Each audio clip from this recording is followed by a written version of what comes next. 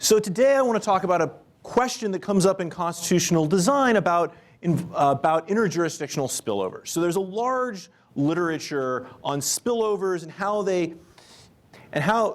they're affected by decentralization. So if you want to take a standard example, we can think of roads. So you have a lot of little districts. They each need to build roads, and then they underinvest in roads because when I'm thinking about how many roads to build in my individual district, I'm not thinking about the fact that Roger's citizens are going to benefit from the roads that I build. And similarly, Roger, when he's deciding how many roads to make his voters happy, isn't thinking about how it's going to help my citizens. And so there's this old literature, there we go, by Oates, and then later built on in what's called second-generation fiscal federalism by Besley and Coate, where they argue that you're going to see under-provision of a lot of these local goods that exhibit spillovers. So roads, and we'll talk about air pollution in a bit. There's another literature, however, espoused by Elinor Ostrom and others, which argues actually this isn't really going to be a problem. That, in fact, you're going to see negotiation between Roger and myself, where I say to Roger, look, Roger, it would be great if you would build a few more roads that would benefit my citizens, and I'll build a few more roads, and we'll come to like a Coasian bargain. There'll be Coasian bargaining between the two districts or between the multiple districts to get to the efficient level of road building or whatever is the public good for which we have a spillover. And so the question we want to ask in this paper is, does jurisdictional fragmentation affect environmentally publicly provided goods? And in particular, does it affect it for publicly provided goods for which there are high spillovers, so think something like air quality, rather than low spillovers, so think something like drinking water. So air quality is largely going to be determined by, say, the number of polluting facilities. And so we might expect that a district, I'm not going to think about Roger's voters when I allow a big polluting chemical factory to be in my district where I can get all the tax benefits of that, and similarly by Roger. But for drinking water, of course, I control who I contract with for drinking water, and so I can in some sense make sure there's no spillovers. What drinking water I have in my district doesn't really affect Roger's citizens. And so, in fact, local governments in practice do have a lot of control over local outcomes with respect to these two characteristics. In particular, zoning restrictions obviously play a very large role in determining pollution outcomes, and they also set up local air pollution control boards, which are supposed to implement EPA standards. So we do have a lot of federal regulation on air quality, but there's still a lot of local variance in sort of how strict local districts are in trying to get us to meet those EPA standards. So what do we find? Well, we find that the Oates and Besley and Coate story is largely correct. So air quality is in fact significantly worse in US metropolitan areas with greater jurisdictional fragmentation. So if we double the number of counties, this increases the air quality index, which is the measure the EPA uses for measuring how unhealthy the air is, by about 7 points, which is about half a standard deviation. And confusingly, the EPA set up the air quality index so that if the number is higher, the air is less good. It also leads, they also try to normalize the index so that basically 100 is sort of the cutoff for healthy air. So if you're not asthmatic or have other respiratory issues, as long as the AQI is below 100, it's perfectly safe to go outside. Once it starts to get above 100, it's a little less safe for most of us, and for those of you who have asthma or other respiratory issues, it becomes really a big problem. And we find that actually it leads to about approximately 2 additional weeks per year with unhealthy air quality in that sense, which is large considering the average is only about 3 weeks. So it's a pretty big increase in the amount of time that you need to worry about the air quality. And finally, there's also long-term health hazards from a lot of types of air pollution. Various things like arsenic and benzene are in fact in the air, and these are associated with things like cancer and other health risks. And of course, we also see more of those in places with greater jurisdictional fragmentation. By contrast, we actually don't see an effect for water quality. So both the Ostrom and the Besley and Coate and Oates papers would argue that we really shouldn't see any differences in water quality, and in fact that's actually the case. If anything, water quality is maybe a little bit safer in areas that do have jurisdictional fragmentation. And we might also want to understand, well, why is this the case? And it does, in fact, seem to be that what's going on is they're allowing more polluting facilities in places that have greater jurisdictional fragmentation. So we see a lot more electric power generation employment and electric power plants, which put, say, sulfur dioxide into the air from coal and oil in places with more jurisdictional fragmentation. And similarly, we see a lot more employment in the chemical manufacturing industry, which is responsible for a lot of the cancer and non-cancer health hazard drivers in places with more jurisdictional fragmentation. Okay. So one of the main challenges in getting at this particular question is trying to figure out how to control for the fact that jurisdictions are not exogenously determined. So we might think that the people who set up a lot of jurisdictions, set up lots of little counties, are going to be a different set of people than people, for instance, who put all of their government under one county. And we actually don't have a good, at least I don't have a good intuition for how those people might be different. So what we're going to do is we're going to instrument for the number of counties using the number of small streams present in an area. So probably many of you are familiar with this technique. There's a famous paper I'll talk about in a bit. But historically, there's a lot of reasons to believe that this actually is a pretty useful instrument for thinking about how counties were formed. So in particular, this is an example from Georgia where a land surveying historian, yes, these people exist, note that the Atlantic Ocean and the Savannah River formed the eastern limits, while the northern and southern boundaries were delineated by creeks flowing into these bodies of water. The acts providing for the creation of these new counties relied heavily on well-known roads and natural features such as rivers, streams, and ridges to demarcate boundaries. So back before we had satellites, back before we had GPS, streams were a natural way for land surveyors to delineate county lines. And so if you had more streams, you were likely to have more counties.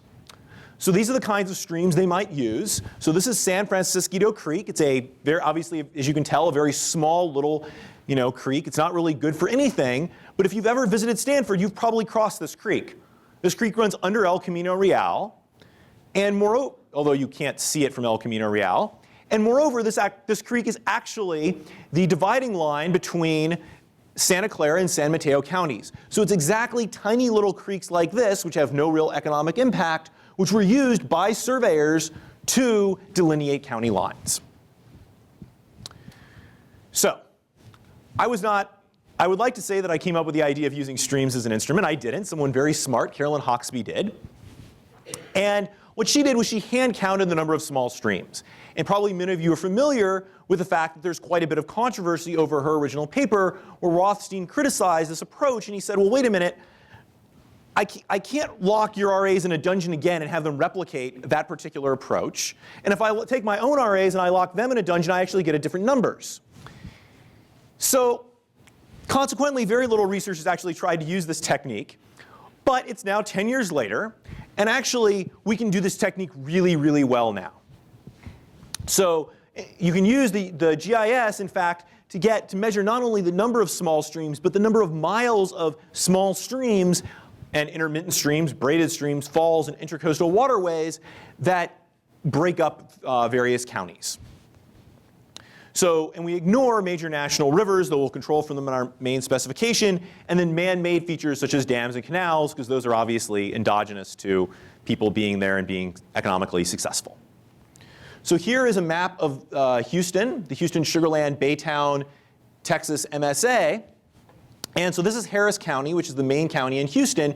And you can see that many of the counties that are right next to it are broken off by streams. So for instance, Galveston County is largely divided from Harris by this stream here. Montgomery County is divided by this stream here. And then San Jacinto, in turn, is divided from Montgomery County by this stream here. And this is a very common pattern in places that have a lot of streams, like Houston, which is right on the coast and in a pretty wet area. I could show you the picture of Phoenix, but it's really, really boring. So our unit of observation is going to be a metropolitan statistical area and consisting of one or more county governments, and I should say really one or more functional county governments. So US county governments are complicated, and there are things like San Francisco, which are both a city and county government, as well as things like St. Louis, which are St. Louis City, which is a functional county government. So St. Louis City, if you've ever been there, isn't actually part of any county. It's its own independent area, independent city, and so we're going to count that as a functional county government because St. Louis City does all the things that county governments normally do. So our main variable, outcome variable of interest, is going to be the AQI as defined by the EPA, and it's basically going to depend on sort of 5 major pollutants of the air: sulfur dioxide, carbon monoxide, nitrous dioxide, ozone, and particulate matter. And as I said before, an AQI above 100 is considered to be unhealthy. And the EPA also measures concentration of several toxic air pollutants that are considered dangerous for human health, and we'll look at the effect of jurisdictional fragmentation on those as well. And then finally, water quality we will measure by the number of violations of the Safe Water Drinking Act. So our econometric specification is fairly standard and straightforward. QI is going to be the local environmental quality. NI is going to be the number of functional county governments. We're going to instrument for log NI with miles of small streams and an MSA, as I described before. And then we're going to have a vector of control variables. The main one I want to point out here is the presence of major bodies of water. So one thing that we might be worried about is that if we have lots of small streams, that actually implies that we have a major river nearby, which leads to lots of commerce, which might lead to more electric power plants or other polluting facilities. So we'll control for navigable bodies of water. And finally, we're going to have alpha J as a state group fixed effect. So think of this really as a state fixed effect, but in the context of MSAs, many of them, like St. Louis, spill out over into 2 different states. So you can think of St. Louis as being in the Missouri-Illinois state group, whereas, say, Chicago actually is in the Illinois, Indiana, and maybe Wisconsin, I don't remember, state group. But there's lots of MSAs which are only in one state, like San Francisco. Okay. So our main baseline ordinary least squares regression, we're going to regress the log of the number of counties, or AQI on the log of the number of counties. And in sort of our preferred specification, which is column 4, with state group fixed effects and dummies for coasts and major rivers and other land area and weather controls, we find that it's very positively correlated with a higher AQI. And remember, a higher AQI actually implies lower quality air. And similarly, the effect of jurisdictional fragmentation on the percentage of days with AQI above 100, again, there's a very positive correlation between the log of the number of county governments and the number of days of AQI greater than 100. So now I want to turn to our instrumental variables results. So this is the first stage. So this is. Can you try to tell us like the number of counties across? Sure. Or how many counties are in the average MSA, and what's the range?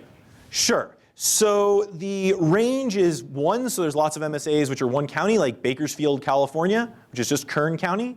And then it goes all the way up to 17, which is Atlanta, because Atlanta's in the middle of a swamp, so there's streams everywhere.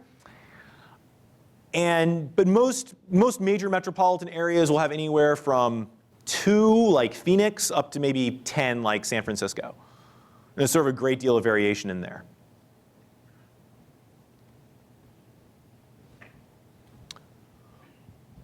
Okay, so we want to look at the first stage of the IV, and there's sort of a very strong effect here on if we have more small streams or more miles of small streams, we seem to have a much greater number of counties. And so now I want to instrument for the jurisdictional fragmentation on average AQI, and again, we can sort of interpret this in a causal way and say that the effect of the log of the number of counties, increasing that by 1, should lead to an increase in the AQI as defined by the EPA by about 11 points. So that's a fairly significant increase in terms of actual air quality due to increasing the number of county governments. And similarly, and these results are also robust to controlling for a lot of other things, including log population density, earnings, which we know is actually affected by the log of the number of county governments, founding years, and miles of major rivers that are actually navigable and possibly useful for commerce. So again, looking at the percent of days in which we think air is likely to be unhealthy, we see that increasing the log number of county governments by 1 is going to increase the number of days in which we expect the air to be unhealthy by about 6%. So this is a fairly substantial increase in how many days you really don't want to go outside due to bad air quality. And again, these results are robust to including all of these controls.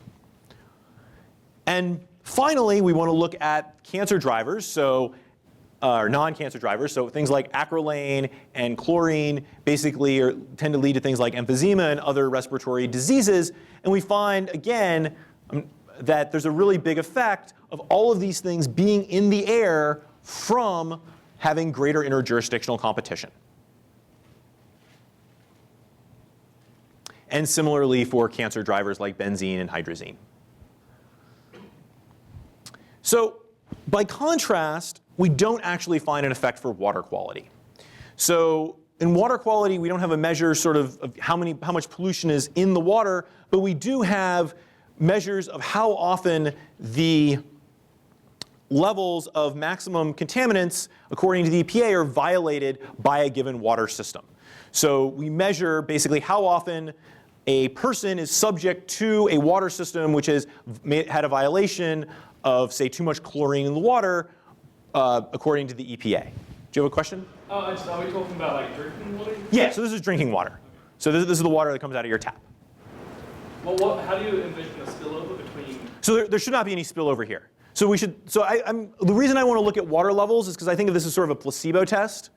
So what I really want to get at is, do spillovers matter?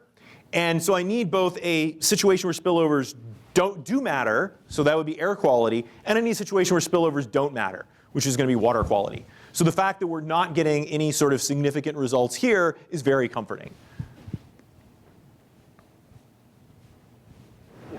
Why don't they matter for water quality, but they do matter for air quality? So for water quality, you actually have, as a district government, or as a, say, a municipal government, you have complete control over who you sort of contract with to provide the water quality. So you can sort of switch which plant is going to provide you with water. Whereas with air quality, I can't control the fact that Roger's going to put a big new chemical factory right next to me. So enforcement for air quality is done by county officers, or So why don't the enforcers of these things at this state, are they state? So who are they? Are they state actors or federal regulators? So there are federal, state, and local actors. So in practice, the EPA sets standards which states and local governments are supposed to enforce, but they do so with more or less rigidity. So one of the big levers that municipal governments have to affect air quality is generally via zoning boards. So if I'm going to start a big new chemical plant, I can't just say, hey, I want to start a big new chemical plant in Palo Alto. The Palo Alto zoning board will get very upset with me, even if it's zoned as a commercial area. So I have to go to them and negotiate the rights and what sort of pollution controls I'm going to have and so on. And so some places might be more willing to have a polluting facility like a chemical plant than other places. So local governments do have a lot of control over this. And they also have local air pollution control boards, which are supposed to implement EPA mandates, but in practice they are answerable to local officials who may want to strike a different balance between economic development and environmental quality. How do you know the mechanism is competition among jurisdictions rather than, in a given area you have a certain pool of talent of people who want to work on air quality regulation, and then you have more jurisdictions, you're splitting it up. You're dividing it more, you're dividing it, among you're diluting that talent pool. And so when you talk to the people in, Contra Costa County, you're not dealing with the best of the Bay Area, you're dealing with Whoever Contra Costa County could kind of get. Yeah, so I'm going to show you some slides in a second that looks at the effect of jurisdictional fragmentation on the number of these polluting facilities, and I'll show you there's a very positive, strong correlation there. Do you have a question? What's the correlation between fragmentation at the municipal level and fragmentation at the county level? Is it? Oh, you mean between say? Because zoning boards are usually municipal, they're not usually county, right? Yeah. So if you're talking about permitting happening at the local level, that's municipalities, not county. Yeah, so it's very strong. So I mean, we could have run these regressions where we used municipalities as the, I guess the second stage Instead of using the number of county governments, we could have used municipalities, and the results don't really change. That's a better one to use. Municipalities are far more endogenous and more interested in terms of IP than counties. Yeah, so maybe we should go back and do this at the municipal level.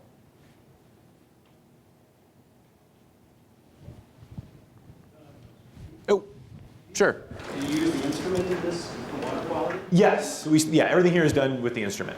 Because you might imagine with water, the instrument that affect the water quality numbers somehow.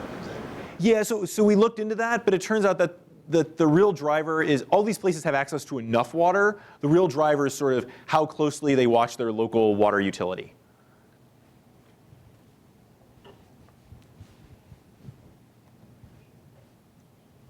Okay. So one of the things that I wanted to get at, and this is sort of very rough, is I wanted to get at what are the economic costs of increased pollution. So Che and Greenstone have a very nice paper in 2005 where they estimate how much people are willing to pay for higher air quality. So they're going to look at total suspended particulates, which is one of the components of AQI. And they find that the effect on housing prices is substantial. So the elasticity of housing prices to increases in concentrations of particulates is around -0.2 to -0.35. So we can actually break out the elasticity of particulate matter with respect to jurisdictional fragmentation.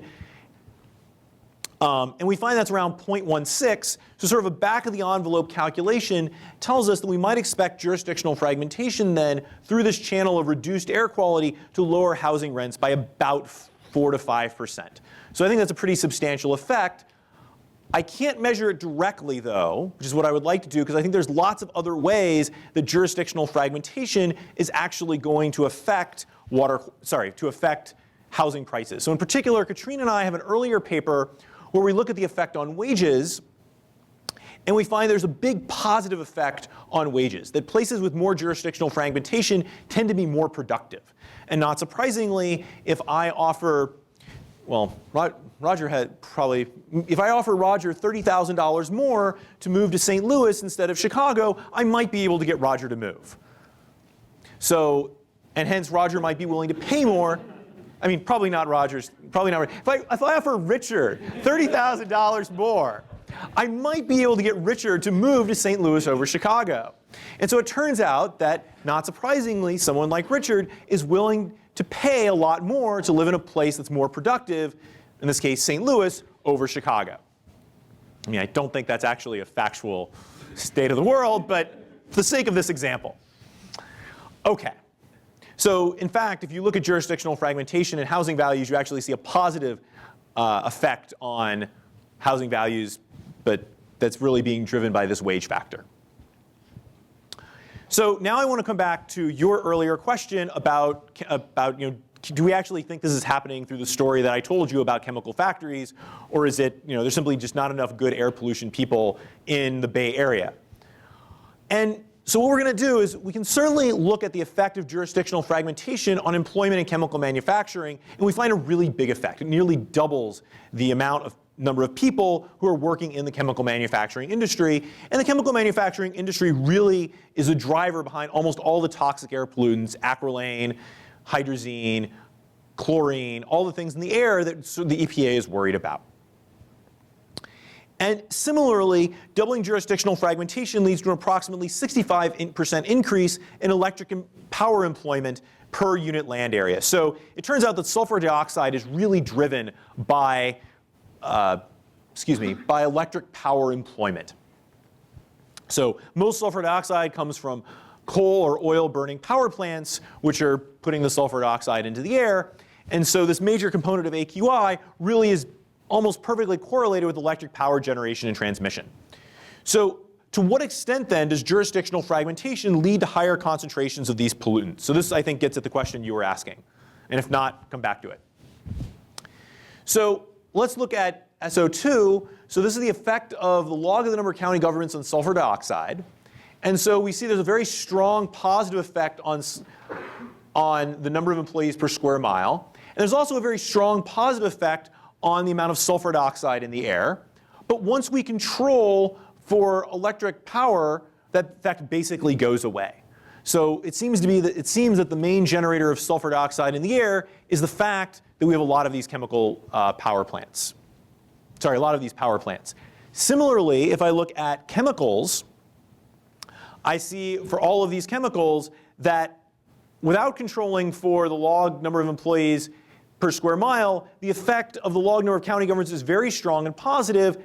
After I control for it, most of the effect in general goes away, and it often becomes insignificant. So it seems to be a major driver here is the existence of more people in chemical manufacturing. And of course, we might think there are other things going on as well. We might think that places that have a lot of jurisdictional fragmentation have competition for this new chemical facility that's going to provide a lot of good jobs. And so maybe in order to get the chemical facility to come to my district instead of to Roger's district, I might put a lower level of pollution controls on the chemical facility than Roger does, and that sort of competition might drive us in a race to the bottom, so to speak, or at least a race to lower environmental quality standards. Okay, so to conclude, what I've hopefully done today is convinced you that air quality is significantly worse in US metropolitan areas with greater jurisdictional fragmentation. And doubling the number of counties leads to an approximate increase of around 7 points, i.e. half a standard deviation in the AQI. So going from someplace like Phoenix, which has 2 counties, to someplace like San Francisco, which has around 8 counties, that's sort of a 4 times difference in air quality. You might expect the AQI to go up by basically a standard deviation. That's a very significant increase in air pollution, and leads to an additional 2 weeks per year of unhealthy air quality. And furthermore, increases the concentrations of a lot of the toxic air pollutants most associated with negative health impacts, including cancer. Jurisdictional fragmentation has no significant effect on drinking water spillovers. So if we want to think of this as a way of testing the Oates, Besley, and Coate hypothesis versus the Ostrom and others hypothesis, both of them sort of say on water quality nothing should happen, and nothing happens. They disagree on what should happen with respect to air quality, and we see that with respect to air quality, the spillover story of Besley and Coate seems to explain this particular empirical result very well. And then finally, you can explain a lot of what's going on here by looking at the fact that areas with more counties have higher employment in power generation and distribution and in chemical manufacturing. And finally, this additional pollution is a meaningful number. People actually seem to incorporate air quality into housing values and take this seriously. Yep? Are there elevation differences in places? Do places with more small streams have greater differences in elevation? Like, are they mountainous areas? Yes, and I don't know if it's explicitly stated in the slides, but we control for the standard deviation of elevation. So you do have to worry about the fact that if you're in a valley, you're kind of stuck, but you can control for that pretty easily. Yeah, I was wondering a little, the story seems to be here is that when you're in a small district, you don't care about stuff. You don't care about what? When you don't care in a small district about stuff spilling over so much, have you actually thought about where within every jurisdiction factories are located? Because I'm thinking, Dimitri and I were chatting with Pat about exactly your problem coming over, but if we were in these districts, we put planning permission downwind, so all of the factories, you want to build the factory in the northeast of our district, fine. If you want to build it in the southwest where the pollution is going to blow across the town, we wouldn't allow it. Is there any difference between like water polluting things and air polluting? Right, so yeah, well, water polluting is a little bit different because you're really looking at water plants, but there are funny stories, of course, of in a lot of states, the laws about how high your smokestacks have to be depend on how far you are from the eastern border. So the farther you are from the eastern border, the higher your smokestack needs to be for exactly this reason, that they want the pollution to all go down to the next state. So there's certainly evidence of this. In fact, one of the sort of acid rain compact among a lot of the northeastern states was trying to get around this problem that Pennsylvania realized that most of the pollution that was generated in Pennsylvania actually hit New York and New Jersey and Delaware, whereas the stuff that was generated in Ohio was actually causing acid rain in Pennsylvania. So that's why they actually signed, in some sense you might think, a Kosian bargain, but it took them a long time to get to that bargain. Okay, thanks for having me, and it was a pleasure reading this paper and thinking about it. I think the question is great, and it's a very clever approach to looking at these issues. I want to start my comments by just stepping back and saying, before we think about any of the results, just sort of what's the logic of the approach? What should we expect to find via this methodology? So we're interested in an outcome, pollution, and there's a lot of causes of pollution. So certainly the geography, the topology of a metropolitan area matters a lot for air quality. In certain places, air gets trapped. In certain places, like Chicago, it flows off onto a body of water and keeps the air relatively clean. Obviously, the industrial mix, what the economy looks like in a place, is going to be hugely important, and also traffic, because a lot of the air pollution actually comes from cars. So to the degree of sprawl in a place, how much people drive in an area are going to be extremely important. So environmental policy, which as I understand is sort of the mechanism that the authors have in mind, is certainly an important factor. It can influence these things. And environmental policy can directly impact pollution, holding all those things constant as well. But it's just one of many things that's going to be determining pollution. And there's going to be a lot of things that determine environmental policy. So certainly sort of ideological or party affiliation in an area has a lot to do with environmental preferences. Definitely state politics are very important for environmental regulation in a location, and certainly local business interests and sort of what the industry mix looks like in a place are going to influence environmental policy. So jurisdictional structure or jurisdictional fragmentation may be one of the things that influences environmental policy, but I would have thought ex ante it would be one of many things and perhaps a relatively small consideration. And moreover, sort of jurisdictional fragmentation could be at several levels. One of them is what's studied in the paper, which is counties. But the state government is actually going to be very important for determining these politics, and so is sort of municipal level government. So I believe, although I'm not certain of this, that if I'm going to put a power plant in Cook County, I need the city to approve of this, I need the county to approve of this, and I need the state to approve of this. So counties are important, but they're certainly only one of many things. So just starting here, it seems to me that if we're looking at sort of county fragmentation on pollution, there's certainly a direct line we can draw between them, but it is a line among many lines that might be connecting fragmentation to pollution. Moreover, what the paper does in the IV is to look at how sort of topology and rivers or streams influences the structure of counties. So many things will have determined the structure of counties, including geography, and streams will be one of those things, but also economic development, population flows, and all sorts of things that happen through history. So again, streams, small streams, may be one important determinant, but I've perhaps unfairly just put a map up of the counties of Illinois. I see a lot of straight lines. So that may or may not mean that the streams are not relevant for these borders, but to the naked eye, they don't seem to be the driving force carving up much of the city. Of course, there are waterways that are deeply important here, the Mississippi River, the Wabash River, the Ohio River, and the Illinois River, but I believe all of those are actually taken out because we're focused on small streams, not large rivers. So none of those would be part of the identification strategy. So my conclusion, sort of ex ante, before I think about any of the results, is that there is a logical pathway that streams could be affecting sort of county structure and fragmentation, and that can be affecting pollution. But ex ante, I'd sort of expect this to be weak, and I would expect it to be a challenge to identify this clearly in data. Moreover, I think so. I want to also talk about sort of what we learned. So this is just a quote from the introduction to the paper that about sort of the preferred specification, doubling the number of jurisdictions results in this increase in air quality index.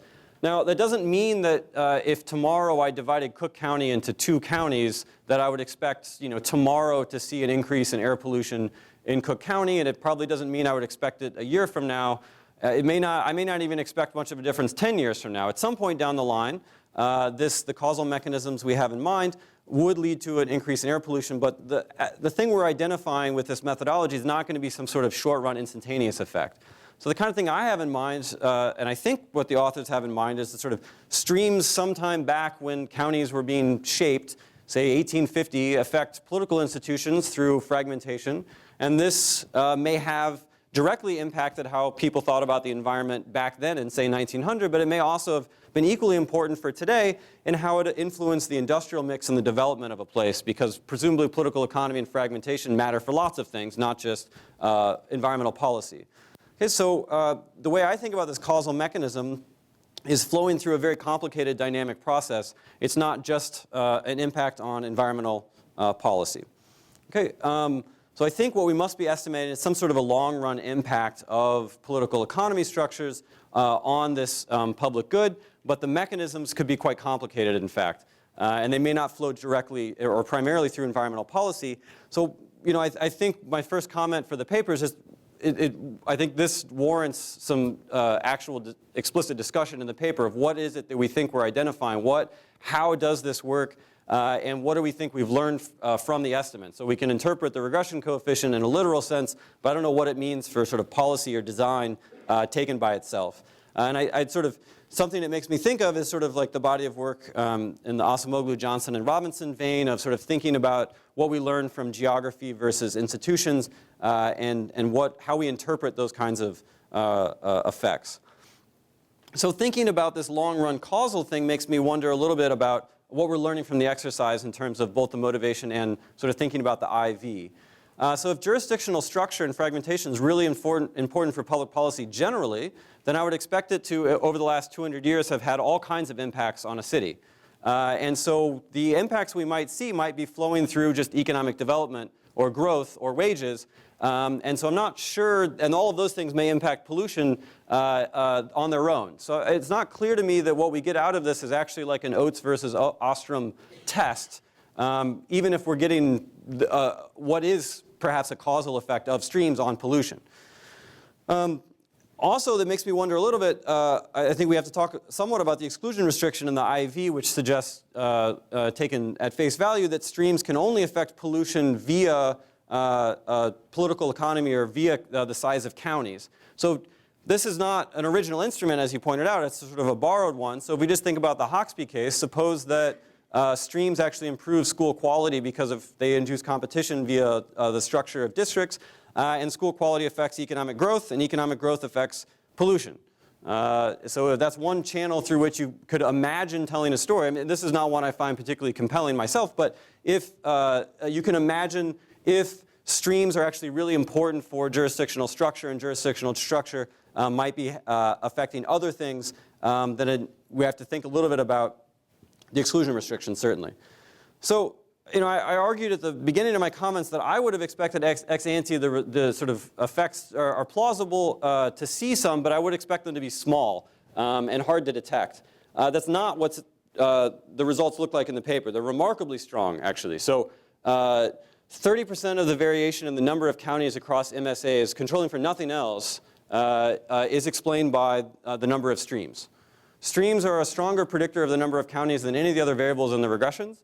Streams are a stronger prediction of pollution.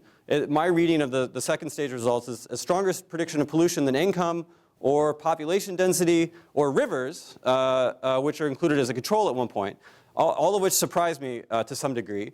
It's also the case that these results are actually statistically precise and the expected sign for every single subpollutant, which is plausible, but also just my empirical work never shows up that nicely. So, so I don't know if I'm just like expressing jealousy or what. But okay, so the other thing is that You're insignificant.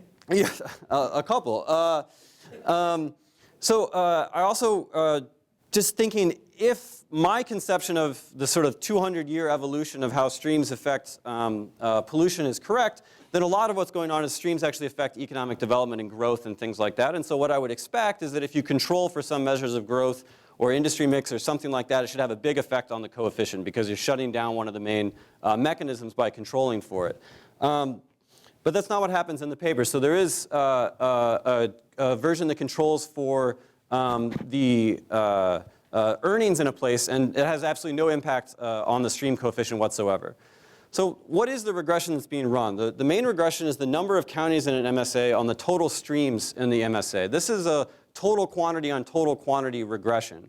So my concern is that there may be some mechanical relationship at work here, and so I want the paper to sort of dissuade me that this might be a concern and figure out how to test for this. So what I'm worried about is just bigger MSAs have more counties. Even if topography was uniform, they would have more streams by sort of a definitional thing. So Chicago has 14 counties. Peoria, downstate Illinois, has 5 counties. I'm willing to wager, without looking up the data, that there's more total waterway in the 14-county area around Chicago just because there's a lot more land mass. Okay. Other controls that are put in there are averages, not totals. And so so you might have a total on total regression. Adding these averages as controls might not actually change the beta, which could explain why adding these other controls has no impact on the coefficients. So if there is a mechanical problem, then normalizing by area or population, or at least controlling for area or population, should actually have a big impact. Okay, so there is one specification in the paper that controls for the log square area, and that has no impact. So somewhat to my surprise, in the first stage, log square area has no impact whatsoever on the number of counties in the MSA, which surprises me. But at any rate, it doesn't have any impact on the coefficient. So maybe that's a sign that my concerns are misguided. But one concern with that is that the paper is using area from 1970, not the current area of the MSA. And MSAs change over time. So the example in the paper is Houston and Phoenix, Houston being a water-heavy place and Phoenix being a dry place. In 1950, they both had 1 county in their MSA. But the MSA definition is something the census chooses endogenously as a function of the sort of connected market area. So over time, these two MSAs have grown to have very different numbers of counties in them. So my concern is that economic growth might be causing pollution for all the traditional ways we might imagine it, but economic growth may also be causing the MSA definition to change across different places. So this is definitely something I think the author should sort of rule out somehow or another, that this is a mechanical concern, because what would happen is if MSA expansion is mechanically increasing streams and number of counties together because the census is putting more counties together into an MSA as an economy grows, that explains the first stage. But it also explains the second stage, because now we've got a reason why pollution, which is correlated with just sort of growth and general economic activity, may be correlated with the number of counties as well that are chosen to be inside of the MSA. So I just want to encourage the authors to make sure this isn't an issue, because that is something that could actually make for extremely strong and robust results. So I'll conclude with this comment, which is just, the IV strategy strikes me as sort of a plausible one on its face, but what I really want to do is I just want to see the data. I want to see where the variation is coming from. I want to make sure it's not that we're just doing a comparison within states of big counties or big MSAs versus small MSAs. And so I just encourage the authors to think about showing us the data in a way where we can sort of feel a little bit more transparent about what's going on, because the strategy makes perfect sense, but I'm a little surprised by some of the results, so I want to find a way to just look at the data and decide how I feel about some of those concerns. Okay, thanks. I gather I was asked to comment on this, not for my empirical insights. That's not my comparative advantage. And James did a terrific job. I'm going to make some comments which are not criticisms of the paper, but are more in the nature of thinking about the implications of the paper for constitutional design, the topic of this conference. And like lots of lawyers, I'm going to think in a more normative way than the paper does. I have basically 3 comments I want to make, actually 3.5. I have a half comment, which is an empirical comment, which is just a question about the assumption that there are no spillovers for water quality. And I mean, that sounds plausible, but it seems to me possible that, for example, if there are a lot of commuters coming into an area and they care about water quality, but they're not voters, there's a kind of a spillover effect. And I was just curious whether you can rule that out or whether that's something that should be taken into account.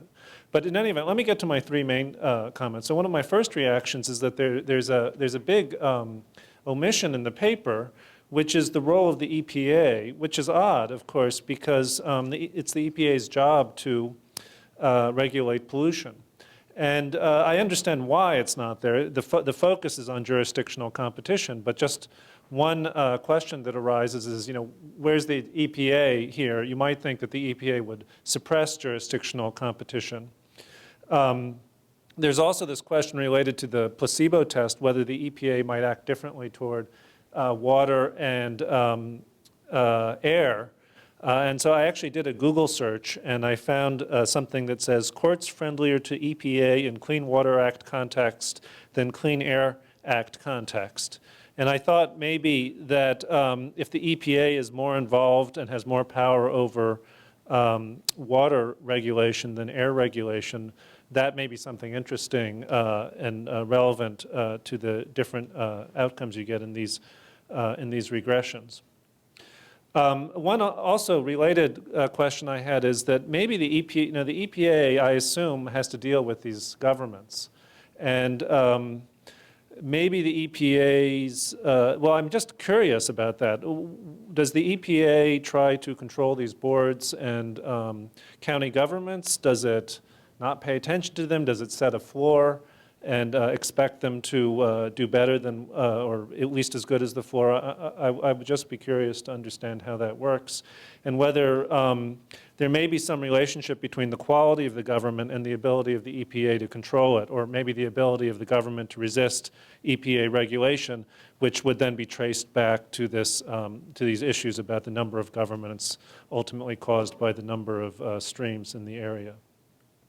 Okay, that's my first comment. My second comment is about this Cozian issue. So one way to think about this paper, as you said, somewhat more clearly in the slides than in the paper itself, is that this is a test of a kind of Cozian idea.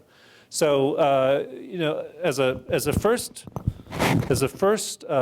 cut, one might have thought that the purpose of this paper was to try to figure out something like what's the optimal level of federalism, or what's the optimal number of jurisdictions.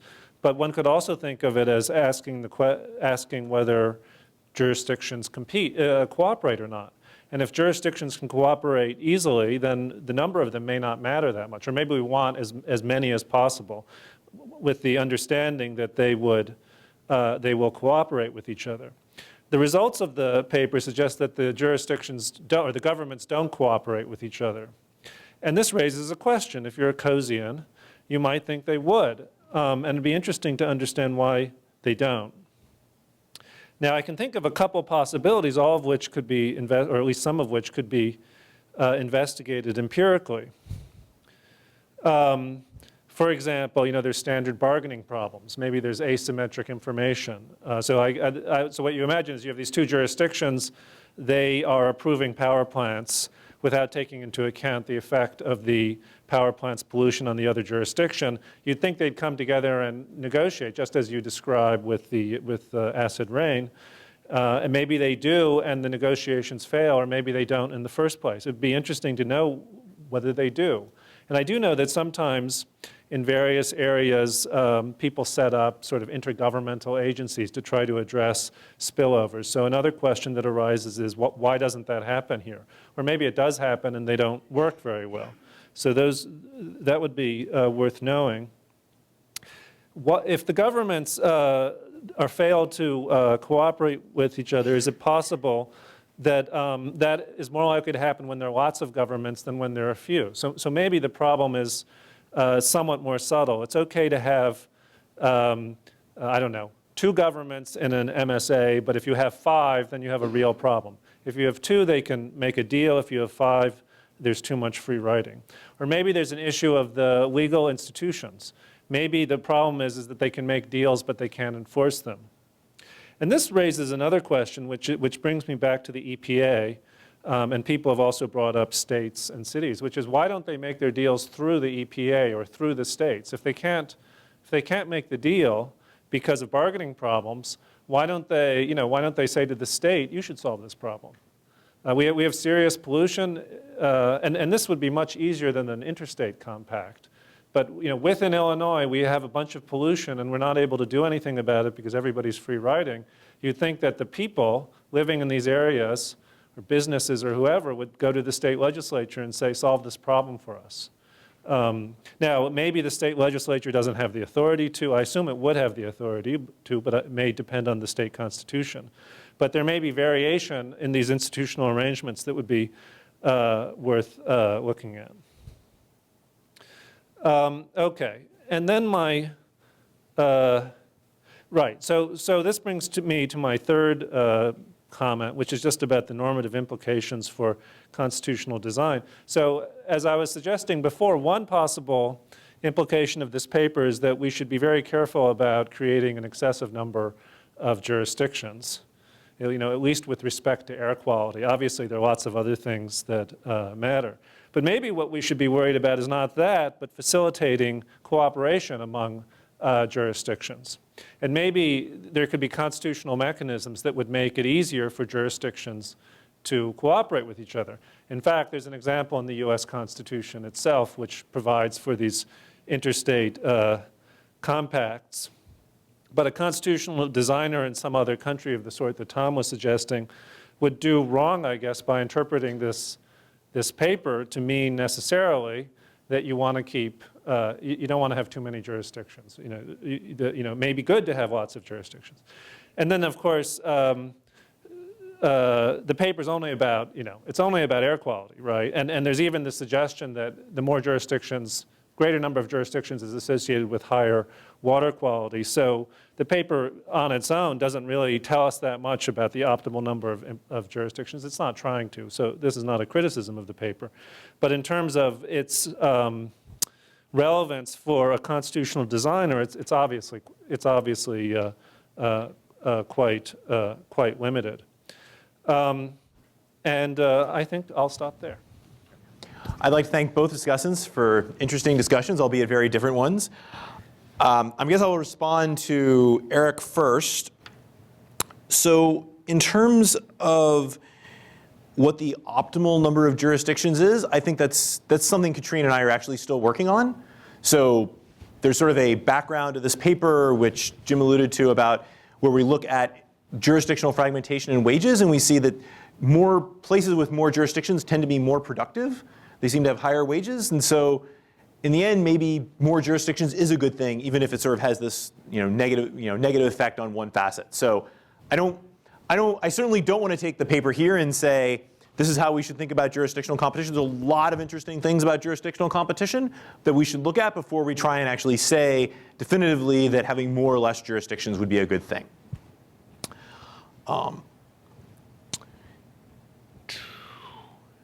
then I guess on the Kosian comment, I think that's an excellent one, and I think that there needs to be more theory done to try and understand under what conditions should we expect jurisdictions to be able to strike these Kosian bargains. Maybe I'm a theorist, maybe I should be doing that, but I think that's kind of a hard problem. So do you observe do you have data or information about actual Kosian bargaining? So I don't have anything more than anecdotes. So take Atlanta, which is sort of my prototypical example because it has 17 counties. So in Atlanta, there are certainly lots of county organizations which try and solve these sort of common action problems. So there's like Atlanta Greater Metro Area Transportation Authority, which is they're trying to get together and plan roads and plan public transit systems and so on. So we do see these things in practice, but they seem to be hard to get to work. Like the bargaining costs seem to be non-trivial. So I don't have any data on it, but that's sort of my take from reading the literature about how the few examples we have actually worked. And I think maybe the fact that we have few examples is in fact a sign that they're hard to get to work and people only do them when they feel that they're really, really necessary. In response to Jim's comments, I think I need to go back and run some more regressions. I guess so. I was also somewhat surprised how strong the results were, but I guess I was also surprised at how strong they were for the earlier paper as well, and looking at terms of wages and the effect of interjurisdictional competition on increasing wages. And it seems that this competition between governments does seem to have a big effect. And I think we should talk a little bit more detailed about what exactly would put you more at ease. But so far, I think I've gotten lucky in that sort of it does seem that competition has a really big effect. And maybe given that we're Chicago, we should be kind of happy that competition seems to at least drive there to be differences in performance. And at that, I think I'll take questions from the floor. Tom? So a couple of things. Yeah, I was also puzzled, like Eric, about what the sources of the failure of coordination could be here, whether you've actually looked at some specific cases, but you partially answered that. That it's something that we don't know very much about. Yeah, I mean, I can throw out hypotheses. I mean, I think one of the big issues is that unlike when two firms bargain, it's very hard for county governments to sort of write binding contracts because the next the next mayor or the next county executive can change that contract, somewhat unilaterally, not quite. I'm trying to figure out what action they would even contract on. Yes, it's also hard. I mean, what do I tell you? You can't have the amount of SO2 that you can put into the air. I mean, that's kind of hard. Like what I really want to do is give you some kind of large menu over SO2 and O2 and O3, and probably I want to contract over other things as well. So I think it's a hard contract to write in a whole lot of ways. That's sort of what I was driving towards. It's not obvious to me what exactly, except you can't even contract on enforcement, right, necessarily. Yeah, I mean, how do you punish someone for breaking a contract? I mean, can you take them to court? Maybe. So I was wondering whether the legal scholars in the room know what the sort of legal foundations of enforcement agreements like this are. Well, yeah, I don't. This is not my specialty, but my guess is that there wouldn't be an enforceable contract. It would not. But what might be interesting is that you might think, for example, that elected officials would be less likely to keep their word over time than bureaucrats or appointees. And so you might think that when the bureaucrats make agreements, they stick. Whereas the elected officials, when they make agreements, maybe, when they're replaced in office, they want. So there might be sources of variation that you could use to test different hypotheses. But I guess what I find the most puzzling is that, the way to make a deal that would stick would be just to go to the state legislature and have them pass a law. Yeah, although it might be difficult if you have different in political interests for different cities. So you might imagine, so for instance, for St. Louis, this is going to be difficult because Illinois certainly can't pass a law on what St. Louis is going to do. But even in the context of right. So that one's hard. So yeah, the only problem is I'd have to run the regressions without state group fixed effects. But that might be worth doing just to see if, so that's actually an interesting idea. Right, to look at MSAs that are borders between states. And MSAs can cross borders, right? Is that correct? Yeah, so it's very common for MSAs to cross borders because lots of them are on rivers, and of course the river is also a boundary between states. Yeah, but even for MSAs that are within a state, I think it might be hard because you might want different pollution standards in San Francisco, which is very densely populated, than in the Central Valley, which is much less densely populated, and it might be hard for them to legislate for just a particular area. Tom or Mark? Sorry. Maybe you could educate me about California because you've got the air quality management districts. Right. Do those correspond to MSAs? Are they larger than MSAs? So if they're larger than the MSAs, then that actually would be a way in which the legislature is providing the mechanism. Yeah. So maybe so I should look at that in the California context. John, I had another follow-up question. So the other part of this that I think is something to keep in mind, and it relates to kind of the way you frame this theoretical framing here, that so on the one hand, the Oates Besley Coat versus Austin's work, but I actually want to think of this more in taking Besley's Coat actually more seriously than just as a lumping it with Oates. And I don't know if Steve's going to pay attention to it or not. Just as a what?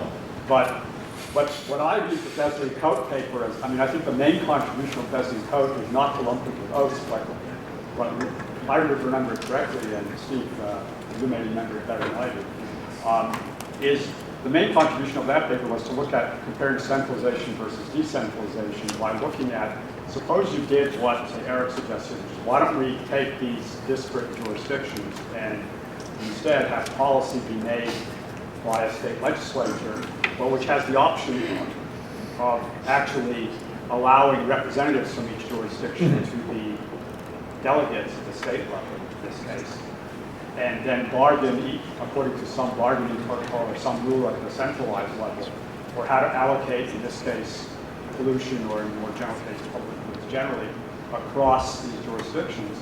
It's not obvious in that paper, as I recall, that they actually get necessarily a better outcome from that centralized process than they would under decentralization, even with significant spillovers.